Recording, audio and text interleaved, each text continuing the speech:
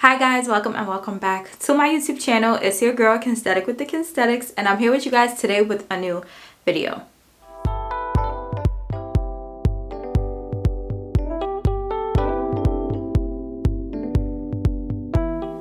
So in today's video, I wanted to do my nighttime skincare routine with you all while discussing some skincare myths that you guys submitted on Instagram. They were very interesting, so we're gonna get into it as I do my nighttime skincare routine. So before we get started, make sure you guys subscribe to my YouTube channel. Hit that red subscribe button down below. We're on the road to 10K, so make sure you guys join the family. Give this video a big thumbs up if you guys enjoy, and drop a comment down below with your thoughts, with your comments, with your questions, with your opinions. Leave them down below, and without further ado, let's go ahead and get started. So before we get started with today's video, I wanted to let you guys know in today's video I won't be explaining the products I'm using, just because my nighttime skincare routine is pretty much the same. If you guys want to see details on my nighttime skincare routine, I'll link my nighttime skincare routine explained video that I did a couple of months ago up above as well as down below, but it's pretty much the same thing. So we're gonna go ahead and get into it. As you guys can see, I have makeup on my face right now. I had a long day, which is why my eyes are looking half asleep, but I wanted to get on here and share my nighttime skincare routine and talk to y'all, so that's what we finna do. So to remove my makeup, I use the Garnier Micellar Cleansing Water. I get this from Target or Ulta, and I use cotton rounds, which I get from Target.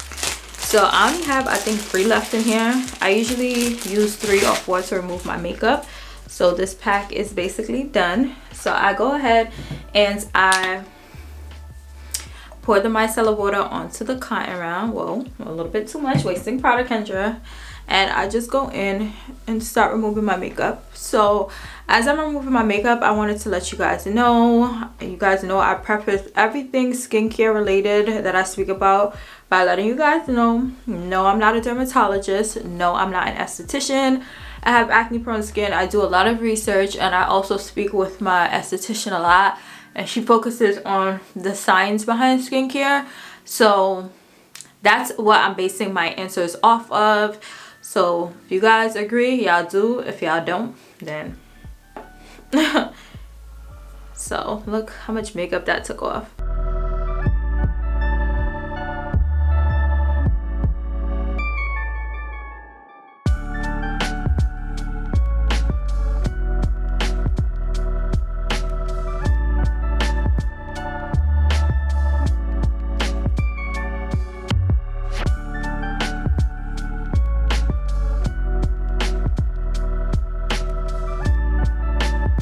So we're gonna go ahead and get into these skincare myths. So the first skincare myth is that it's okay to use toothpaste if you have a breakout. No, that is not true at all. Like, at all. I spoke about this in a previous video, but I'm like, in August my skin broke out really bad from using a strong toothpaste in my mouth. Like, the skin around my mouth was literally like raw. Like, it was so crazy. Like, I was able to see like white meat on my face. It was so scary, and I didn't know what was doing it to me, because I'm like, I'm using the same skincare products, and for some reason around my mouth is just very raw. Like, the skin around my mouth is not agreeing with something, and I'm like, what am I using around my mouth that I'm not using on the rest of my face? This is crazy. And I figured out that it was the toothpaste that I was using. It was the Arm & Hammer toothpaste. I was not intentionally putting it on my face or any of that. I was just using it to brush my teeth. And you know when you brush your teeth, you get like a little toothpaste on your lips or whatever the case is. But that was just eating at my skin, and I didn't realize that, and it just did my skin bad. So I'm like, imagine if I'm using the same toothpaste that basically brought out around my mouth and used it on a breakout. Like, no, don't do it. I know. The next thing was have a water only diet. I would never recommend a water only diet. Water does not give us all of the nutrients that we need our body to take in. It's great if you drink a lot of water, and a lot of people say, oh my god, I drink so much water and my skin is not clearing up. And it's just like, okay, you're drinking a lot of water, but what are you also eating? Because if you're drinking a lot of water and you're also eating dairy and red meat, then you can't really expect to see a change in your skin, because you're feeding your skin hormones that basically disagree with what you're trying to do with your skin. So for instance, if you are getting like chin hairs, that is because of hormones from foods. So if you're still eating red meat and you're experiencing like chin hair growth, that is a result of red meat. Eggs, dairy. And a lot of people say, you know, eggs are dairy, which they aren't, but eggs have hormones, so they're also not good for our skin. So as far as having a water only diet, I would never recommend, but water is great for the skin.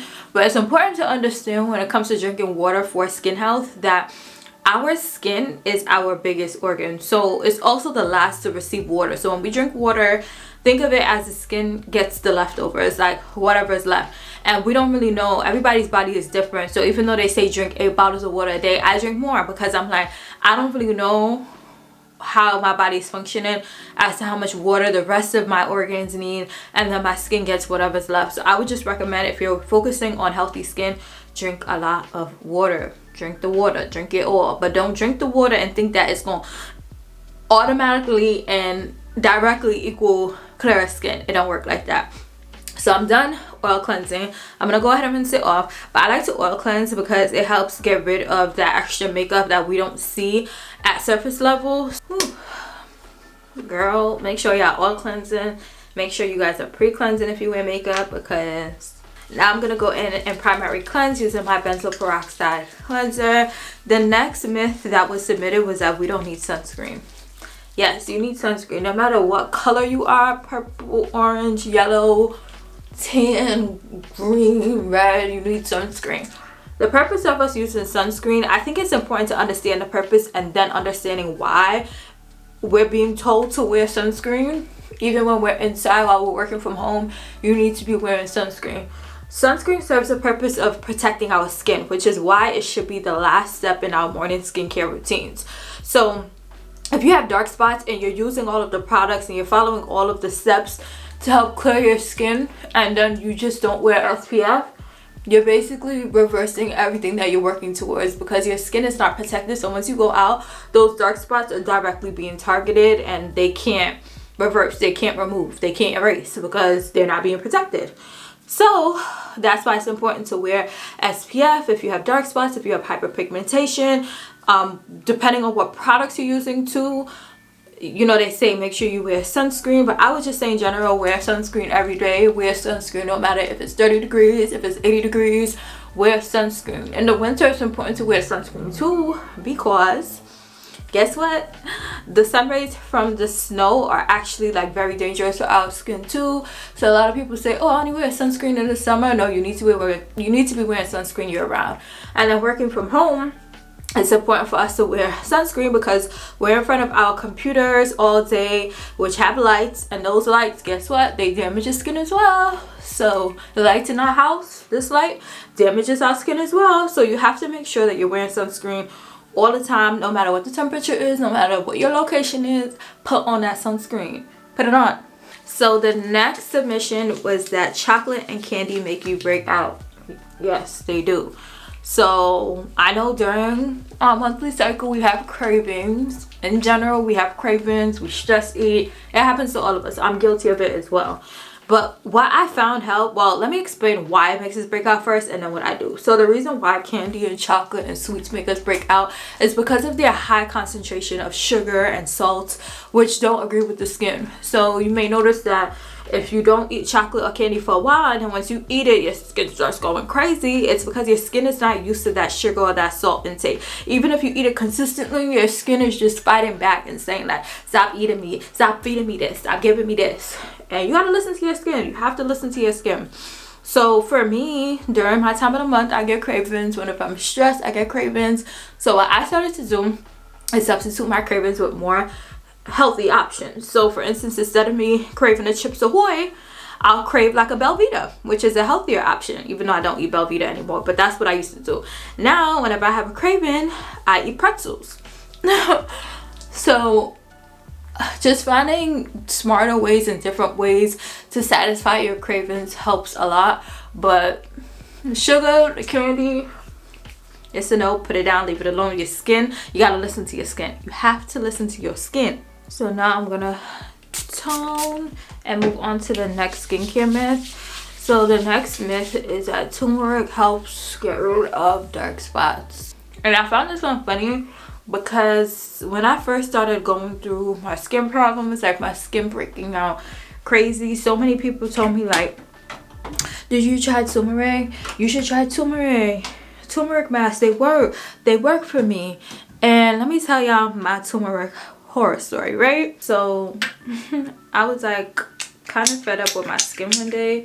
This was like a year and a half ago, and I was like, let me just cave in and try this turmeric mask that everybody keeps telling me about. One of the main reasons I don't try recommendations from anyone besides Cynthia Aesthetics. So I made the turmeric mask. I looked up a recipe like from a YouTube video. I did the turmeric mask, and I didn't, like, the girl didn't say in the video how messy it was. So I low-key almost stained my mother's sink. She was dumb tight. I was tight too because she didn't give me the heads up in the video. Like, sis didn't tell me that it was gonna be messy, so I wasn't prepared to be ruining my mother's stuff. Like, sis, you gotta tell me in advance before I get blacked on. So I made the turmeric mask, made the mess, thought I would be able to clean it up 1, 2, 3. Girl, no. So I put the mask on. Mask gave me trouble to put on. I had to like put a paper towel around my neck like a damn bib, and I'm just like, the girls on YouTube are struggling this much, so why am I struggling this much? So I say all of that to say I tried the mask, it didn't work. It just made a huge mess and it got me blacked on. So later I spoke to my esthetician. I did research on turmeric, and there is no research behind turmeric curing like external acne inflammation, external acne dark spots. There's no research by a scientist, by someone in medicine that works. So I'm like, the girls are chatting. I'm not someone who usually feeds into the hype, but everyone kept telling me about it, and I'm like, let me try it out, and it did not work. So there's no research that turmeric helps with external inflammation.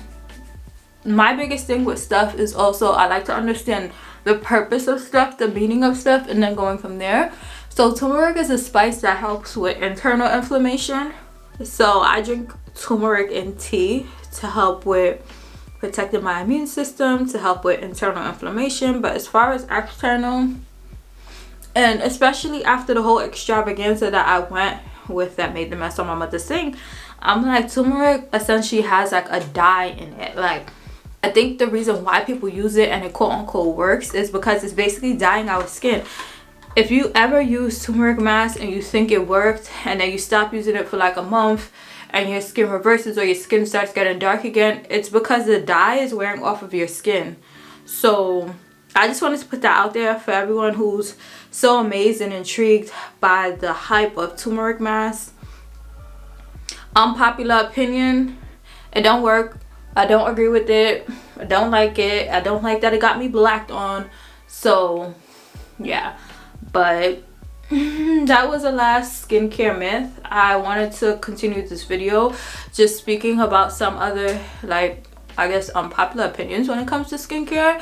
So the spinning brushes, like the Vanity Planet, all of those other brands that make spinning brushes, it's a no. Those brushes harbor so much bacteria, and you know, you see all of these big influencers using them because they're getting that big old check, and then you start using it and you may be breaking out, and that's because it's trapping so much bacteria and you're basically putting that bacteria back on your face. So if you fell into the hype of using spinning brushes, put it down. It's not helping, it's harming. I know that the brand, I think it's Foreo, has like the rubber brush. Those allegedly don't harbor as much bacteria, but God gave us blessings when we were born, our hands, our fingers, and they work completely fine. So I use my hands. I don't use any tools when it comes to my skincare routine. So I would recommend for you guys to do the same too. It's free. That's the most important thing. I'll repeat again, it's free. So if you have hands, if you have fingers, use them. And also, a lot of products work best when they're like warmed up by the natural warmth of your hands, your fingers. Like this moisturizer I'm using right now is super thick, but it just applied so nicely on my face because of the warmth from my fingers. So that's something else that I wanted to share with you guys. Also, the rave of using items because you see your favorite influencers using them. I have this belief that some people's skin have to be made of cement, because I'm like, how are you using this and it worked, or like it didn't break you out? Not to say it worked, it didn't break you out. Let me correct myself. And then as soon as I use it, I wake up the next morning and my face looks like the freaking solar system with new breakouts. Like, I don't get it. But don't fall into the hype. Make sure that you're understanding the ingredients of products you're using and making sure that the ingredients align with what your skin concerns are. So for instance, if you have active acne, like inflamed acne, your cleanser should have benzoyl peroxide in it. So if you're using a cleanser that people claim works for acne prone skin, they had acne prone skin and they used it, you need to understand what ingredient in here is helping with the inflammation of my acne.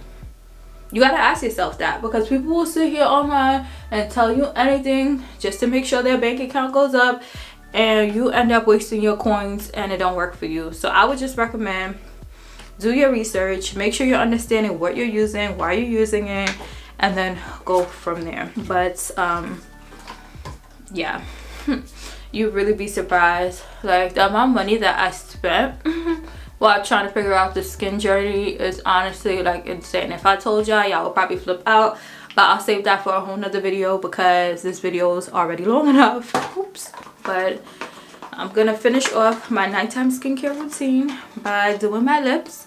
And to do my lips, I love to use my Laneige lip sleeping mask.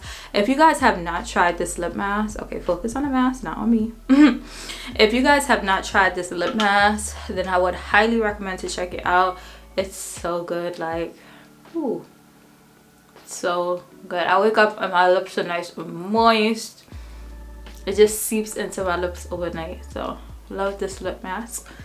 And that's my last step of my nighttime skincare routine. So I hope you guys enjoyed this video. Comment down below and let me know your thoughts on anything that I discussed in today's video. Please remember that all thoughts or opinions in this video belong to me. The personal research that I did, the conversations that I've had.